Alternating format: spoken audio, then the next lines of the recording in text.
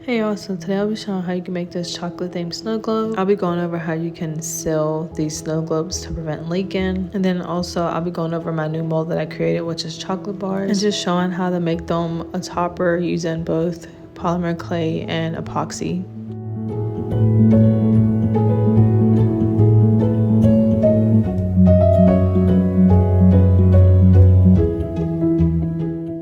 So we are using a handle snow globe, and this is from PREORDER. All the materials I'm using will be linked below in the description. It also comes with 2 plugs inside. I'm using this scripture kind of chocolate theme UVDTF decal, and then also my mold that I showed earlier. So the first thing that I want to do is make sure that I get my UVDTF on correctly. So you do want to make sure that you get everything pushed down and smoothed down correctly, and take your time lifting up the transfer tape just so that nothing is peeled off or ripped off. You do not have to seal UVDTFs, but I am doing it because I like the extra gloss and just knowing that like it's not going to be able to come up once it's sealed. So when we do go to epoxy, you just want to make sure that you don't coat the bottom of the cup where you have to fill it with solution, obviously. So I'm using MNG Supply Co epoxy, and that's what I'm just going to use to coat my cup. I'm using fast set, but any epoxy will work. You don't have to use fast set, you can use regular. You want to make sure that you coat the seam really good, and you also want to stay away from where your lid will screw on at so that you don't have a mess. But before we go any further, make sure that you like and subscribe, more to come. So after that dries, you can get ready to fill it up with solution. I'm using adhesive apothecary solution. I kind of dabbed that one previously with like yellow mica powder and some brown alcohol ink, but I'm going to use some other solution again. This one is from It's Pretty Personal, but it's still adhesive apothecary solution, and I'm going to fill that rest of my cup back up again and then add more alcohol ink just to make it more of a brown chocolate color. After I had that shaken up, I'm going to start putting it inside of my snow globe. One thing that I really do want to say is I know a lot of people are curious about snow globes and how to use them and like nervous about leaking.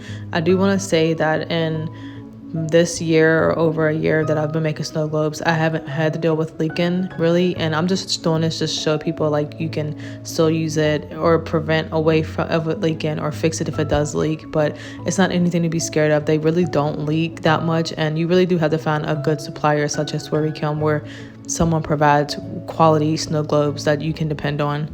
But yeah, after it's filled up, you can go ahead and plug the bottom, and then I'm adding a little bit of epoxy, like the same brown alcohol ink with the epoxy to the bottom, just so that I can make sure my plug is sealed in. And then that's how it turned out. I'm gonna go back over and end up coating my entire cup anyways, but I just put like a little thin coat on the bottom just to make sure that it was plugged. And then this is now the next day after it's dry, so I'm ready to start on my topper. So I created a 2-cavity chocolate bar mold, and this is exclusively available on my website. You can use clay with it, you can use epoxy with it, so I'm going to show both ways. I'm using polymer clay, Sculpey polymer clay, and it's like a brown color, but this color really matches like chocolate perfectly, so I just pushed it in.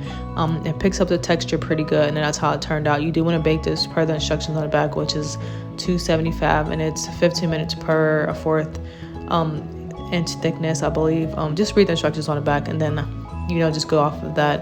And then with the epoxy, it's kind of the same thing. I'm using regular epoxy again. I'm using this brown acrylic paint to get like a chocolate kind of color, and then I poured it inside my mold, and I'm going to let that dry. And then while that's drying, I'm going to make drips on the bottom of my cup because I really love drips, as you can tell. So that's what I did just the next day after it dried, and that's how it turned out. So I feel like the epoxy picked up the details really good, and then this is how the bottom of my drips turned out. So I put it on my turner just so that it wouldn't drip any further. I don't know if anybody else knows that trick, but you can put your drips on after you get done putting drips on your cup on your turner so that it cannot drip any further. The only thing it will do is kind of like round out your drips. But after that dried, I started on the drips on the top of my cup. So again, you want to watch out for where the lid goes because you don't want to make a mess. So you want to stay below where that line is where your lid would screw on at. So I'm kind of like flipping my cup back and forth because I was just having a hard time trying to stay below that line. But I finally figured it out. You just want to take your time with it, make sure that you don't drop your cup. That's like one of my biggest fears, is always dropping something. So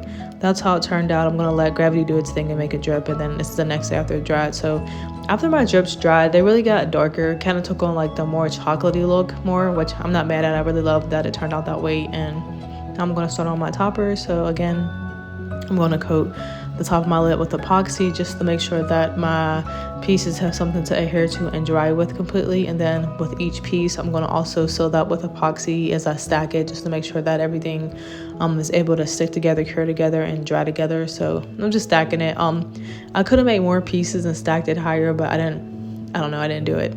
I kind of wish I did do it, but I just stuck with 3. So I just stacked those 3, let it dry, and then that's how the entire cup turned out. You do want to make sure that you seal everything completely together, just so that everything is sealed in. But this is how the entire thing turned out. I really love that it's saying grabber scripture. It's kind of flipping it, but like faith-based. I love that, and it's still a food theme, so I love that. I love how the drips turned out. Make sure that you grab my new mold so that you can try it out. I feel like it'll be really popular with the holiday season starting, but I hope everyone loved this. I hope you try it out. Definitely try out the handle snow globes, and thank you for watching.